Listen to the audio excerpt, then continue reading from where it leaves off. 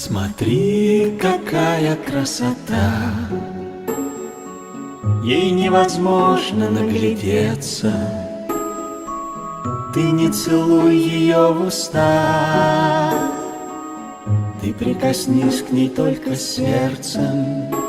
Смотри, какая чистота, ее ничто не очерняет. Наивность белого листа от пустословия спасает.